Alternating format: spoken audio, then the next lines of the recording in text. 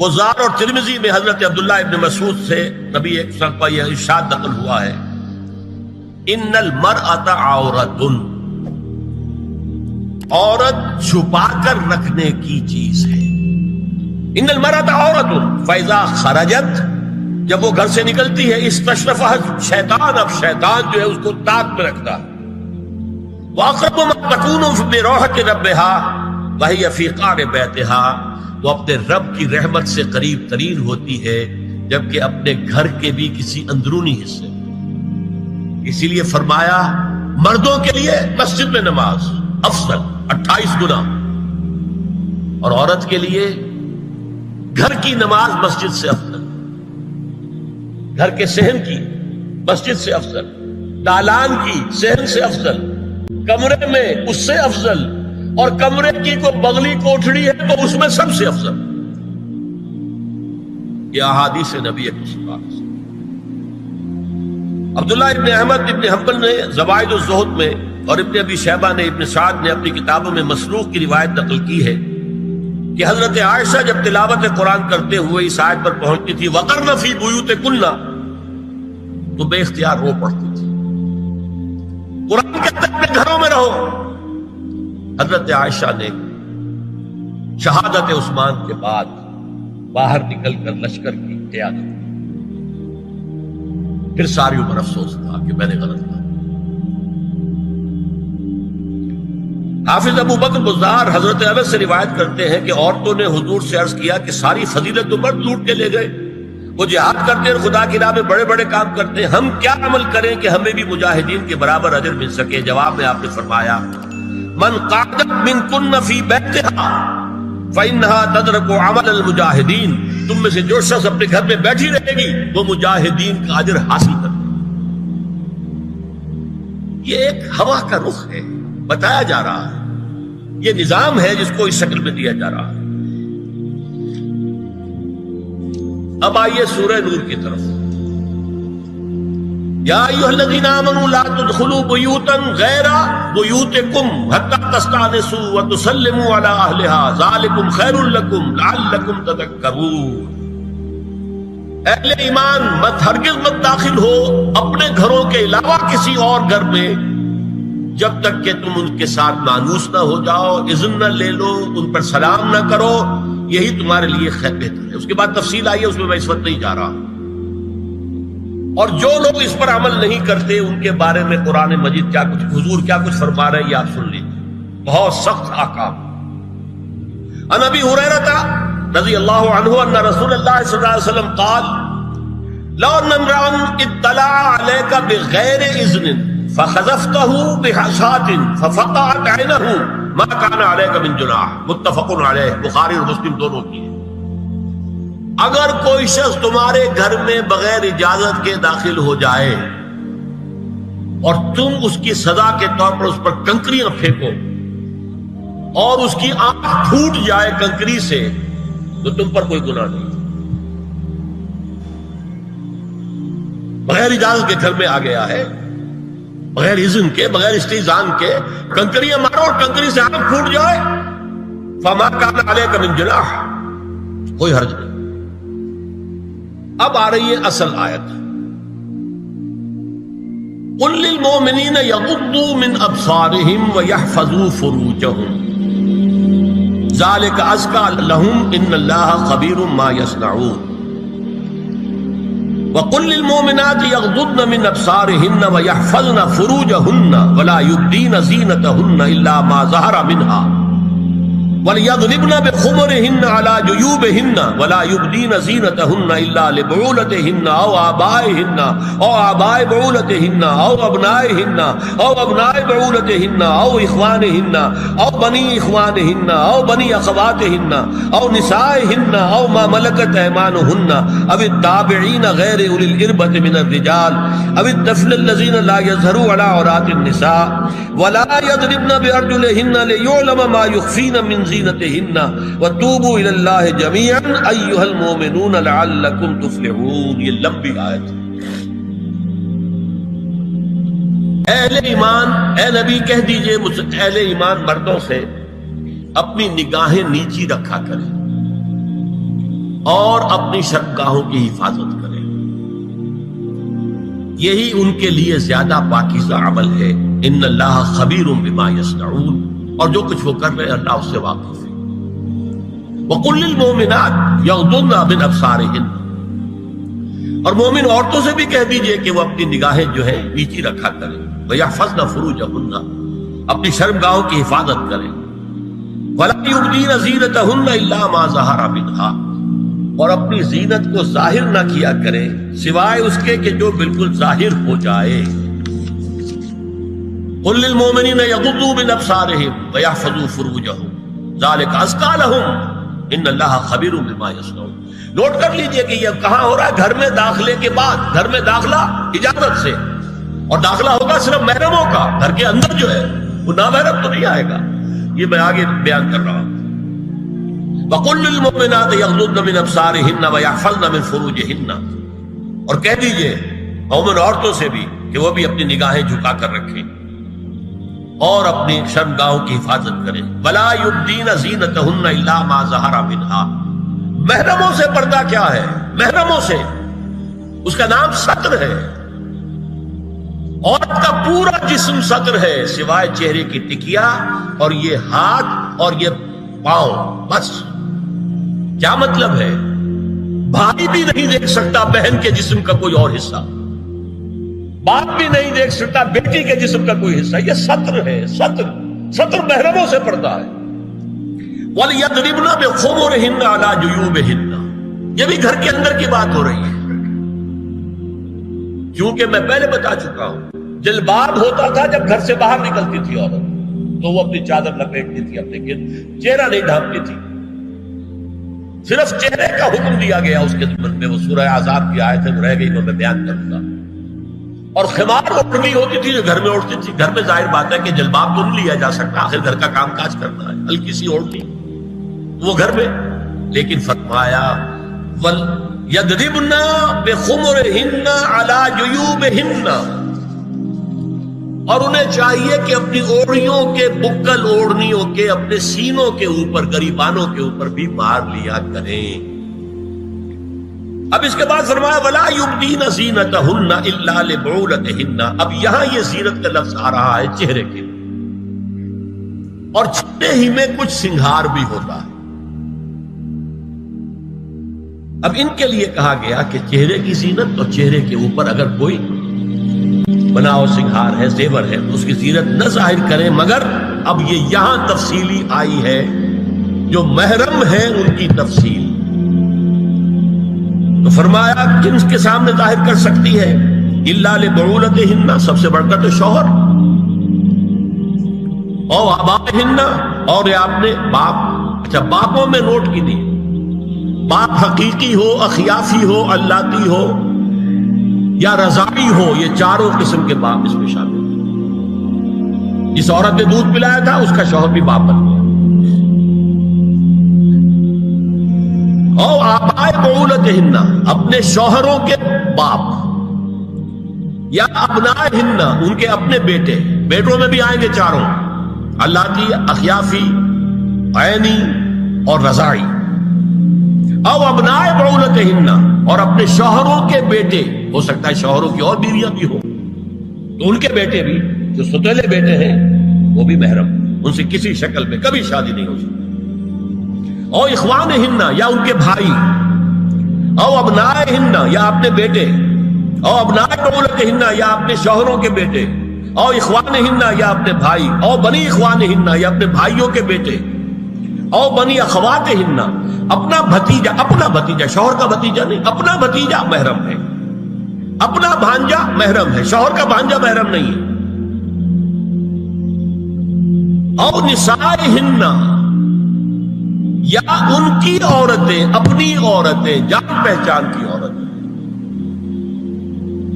او ما ملکت ایمانہن، یا جو ان کے داہنے ہاتھوں کی ملکیت، باندیاں، غلام۔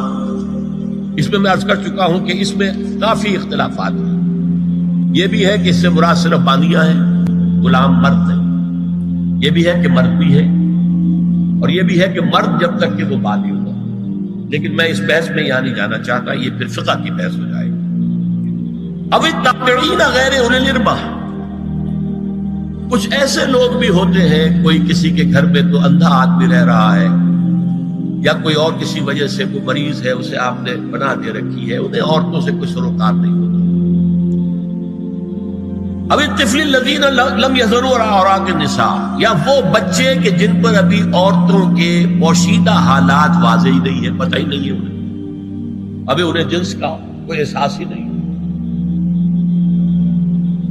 یہ ہے فہرست جو دی گئی ہے کہ جن کے سامنے عورت کھلے چہرے کے ساتھ اور اپنی جو اضافی زینت بھی ہو، کوئی زیور وغیرہ یا کوئی بھی سرما وغیرہ ڈالا ہوا ہے یا کوئی سرخی کو لگائی ہے معمولی سی، اس کے ساتھ آ سکتی ہے، اور یہ وہ رشتے ہیں کہ جن سے کسی حالت میں بھی نکاح نہیں ہو سکتا۔ آگے سنیے، وَلَا يَضْرِبْنَ بِأَرْجُلِهِنَّ لِيُعْلَمَ مَا يُخْفِينَ مِنْ زِينَتِهِنَّ، اور چلتے ہوئے اپنے پاؤں زور سے نہ مارے کہ ان کی زینت ظاہر ہو جائے۔ اگر کوئی پازیب پہنی ہوئی ہے، کوئی جنجنو وغیرہ ہے، تو اب اگر پاؤں مار کر چلے گی تو خواہ ذہن جائے گا بیٹھے ہوئے کا کہ تو ہاتھ دھل جا رہی ہے۔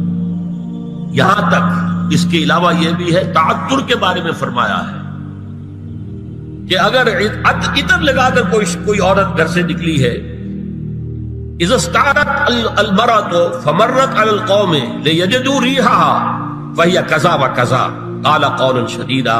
اس ابو داؤد کی روایت حضور نے فرمایا جب کوئی عورت عطر لگا کر، خوشبو لگا کر نکلتی ہے کہ لوگ اس کی خوشبو سونگیں یا اس کو اوپر مطلع ہو جائیں تو ایسی ہے ایسی ہے، بہت سخت الفاظ حضور نے استعمال کیے کہ جس کو راوی نے نقل نہیں کیا۔ عورت کے لیے خوشبو، عورت کی آواز کا پردہ ہے۔ اب دیکھیے کس حد تک نماز میں اس وقت عورتیں بھی شریک ہوتی تھی، اگرچہ حضور نے فرمایا مردوں کی صف بہترین سب سے آگے والی ہے اور سب سے بری صف سب سے پیچھے ہے، کیونکہ اس کے پیچھے پھر عورتوں کی صف ہوتی تھی، اور عورتوں کے لیے سب سے اچھی صف سب سے پچھلی والی ہے اور سب سے بری سب سے آگے والی ہے۔ سب سے آگے والوں کے سامنے پھر مرد ہوتے تھے، ان کی پشت ہوتی تھی۔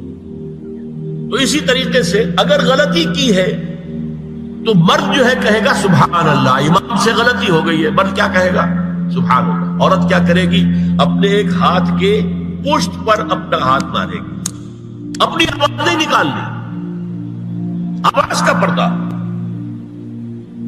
چھونے کا پردہ یہاں تک ہے کہ حضور نے کبھی کسی عورت سے ہاتھ نہیں ملایا، اور آپ جب بیعت بھی لیتے تھے تو بس زبانی الفاظ کہلوائے اور کہا ٹھیک ہے بیعت ہو گئی، یا ایک کپڑا پکڑا، اس کا ایک سرا اپنے ہاتھ میں دوسرا سرا اس خاتون کے ہاتھ میں، یا ایک کشت کے اندر پانی بھرا، اس میں ایک طرف اس نے انگلیاں ڈال لی اور ایک طرف حضور کی، لیکن مسافر لا اسافر النساء۔ ایک دفعہ ہوا بھی کہ بعض خواتین نے جب بیعت کی ہے تو پھر انہوں نے ہاتھ آگے بڑھایا مسافر کے لیے، حضور نے فرمایا انی لا اسافر النساء، میں عورتوں سے مسافرہ نہیں کرتا۔ یا ایھا النبی قل لازواجک وبناتک ونساء المؤمنین یدنین علیہن من جلابیبہن ذلک ادنی ان یعرفن فلا یؤذین وکان اللہ غفورا رحیما۔ اے نبی صلی اللہ علیہ وسلم کہہ دیجئے اپنی بیٹیوں سے اور اپنی بیویوں سے اور مسلمانوں کی خواتین سے۔ اب دیکھیے یہ سورہ احزاب ہی میں ہو رہا ہے، شروع میں یا نساء نبی سے بات چلی، استیزان بھی صرف نبی کے گھر میں داخل نہ ہو اذن کے بغیر، آگے چل کر سورہ احزاب ہی میں عام بھی کر دیا، قل لازواجک وبناتک ونساء المؤمنین، کہہ دیجئے اپنی بیویوں سے، اپنی بیٹیوں سے اور اہل ایمان کی خواتین سے، یدنین علیہن من جلابیبہن، کہ وہ اپنے چہروں کے اوپر اپنی جلباب کو لٹکا لیا کریں، چہرہ چھپ جائے۔ اب اس کی تفسیر میں چاہتا ہوں کہ آپ کو جو مختلف مفسرین نے کی ہے وہ آپ کے سامنے میں رکھوں۔ حضرت عبداللہ ابن عباس نے اس آیت کی جو وضاحت فرمائی ہے اسے حافظ ابن کثیر نے اپنی تفسیر میں اس طرح نقل کیا ہے، اللہ نے مسلمان عورتوں کو حکم دیا ہے کہ جب وہ کسی کام کے لیے گھروں سے نکلے تو اپنی چادروں کے پلو اوپر سے ڈال کر اپنا منہ چھپا لے اور صرف ایک آنکھ کھلی رکھے، دونوں آنکھیں بھی غلط ہیں۔ اور سن لیجئے ابن جریر اور ابن منذر کی روایت ہے کہ محمد بن سیرین یہ تابعی ہیں نے حضرت عبیدہ السلمانی یہ صحابی ہیں سے اس آیت کا مطلب پوچھا. انہوں نے جواب میں کچھ کہنے کی بجائے اپنی چادر کو اس طرح اوڑھا کہ پورا سر اور پیشانی اور پورا منہ ڈھانک کر صرف ایک آنکھ کھولی رکھی. اور سنیے ابو بکر بن عبداللہ ابن عربی نے یدنین علیہن من جلابیبہن کا مفہوم ان الفاظ میں بیان کیا ہے تغطى به وجهها حتى لا يظهر منها الا عينها اليسرى. عورت اپنی چادر کو پورے وجود پر ڈھانپ لے اور اس طرح چہرے کو بھی ڈھانپے کہ صرف بائیں آنکھ کھلی رہے. علامہ حمید الدین فراہی کو نظم قرآن کے فہم میں خصوصی مقام حاصل تھا. انہوں نے حجاب کے بارے میں اپنے ایک مکتوب میں ہاتھ اور چہرہ کھلا رکھنے کو جائز قرار دینے کے موقف کے بارے میں لکھا ہے کہ میری رائے میں نظم قرآن پر توجہ نہ کرنے سے یہ غلط فہمی پیدا ہوئی ہے. وہی بات کہ سورہ عذاب میں گھر سے باہر کا پردہ ہے اور سورہ نور میں گھر کے اندر کا پردہ ہے. بہرحال الحق احق بان یتبع، حق جو ہے وہ اس کا زیادہ حقدار ہے کہ اس کی پیروی کی جائے. میں اس مسئلے پر مطمئن ہوں اور میرے نزدیک اجنبی سے پورا پردہ کرنا واجب ہے اور قرآن نے یہی حجاب واجب کیا ہے جو شرفاء میں مروج ہے بلکہ اس سے بھی قدر زائد. مولانا فراہی کا یہ مکتوب ماہنامہ حیات نو بلیریا گنج انڈیا کے اکتوبر سن 92 کے شمارے میں شائع ہوا. یہ ہے علماء کی رائے. حضرت ام سلمہ اور حضرت میمونہ نبی صلی اللہ علیہ وسلم کے پاس بیٹھی تھی. اتنے میں حضرت ابن ام مکتوم آ گئے. نبی صلی اللہ علیہ وسلم نے ان دونوں سے فرمایا احتجبا منہو، ان سے پردہ کرو. ازواج نے عرض کیا یا رسول اللہ الیسا اعمی لا یبصرنا ولا یعرفنا، حضور کیا یہ اندھے نہیں ہیں؟ یہ نہ ہمیں دیکھ رہے ہیں نہ ہمیں پہچانتے ہیں. فرمایا افعمغایان انتما، کیا تم دونوں بھی اندھی ہو؟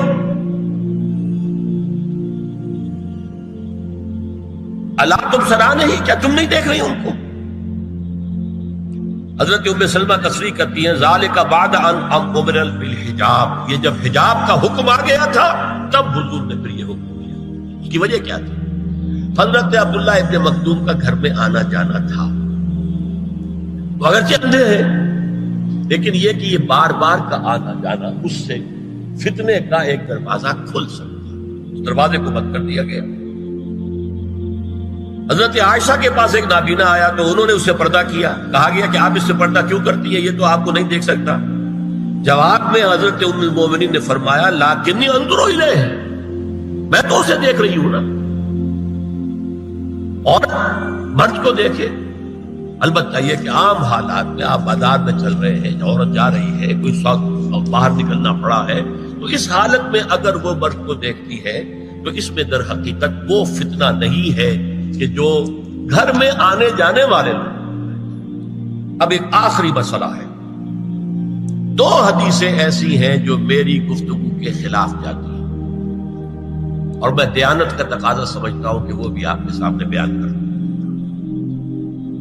حضور کے بارے میں یہ معلوم ہے کہ 2 خواتین جو ویسے نامحرم تھیں وہ ان کے سامنے آتی رہی اور آپ ان سے ملتے رہے.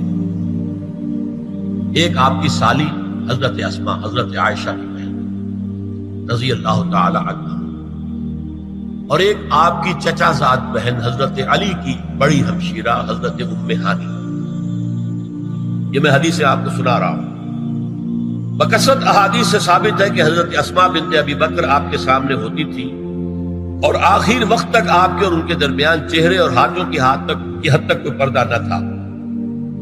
حجۃ الوداع نبی صلی اللہ علیہ وسلم کی وفات سے صرف چند مہینے پہلے کا واقعہ ہے اور اس وقت تک بھی یہی حالت قائم رہی.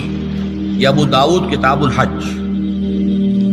دوسری روایت حضرت ام ہانی رضی اللہ تعالی عنہا جو ابو طالب کی صاحبزادی اور نبی صلی اللہ علیہ وسلم کی چچاداد بہن تھی، آخری وقت تک حضور کے سامنے ہوتی رہی اور کم از کم منہ اور چہرے کا پردہ انہوں نے آپ سے کبھی نہیں کیا.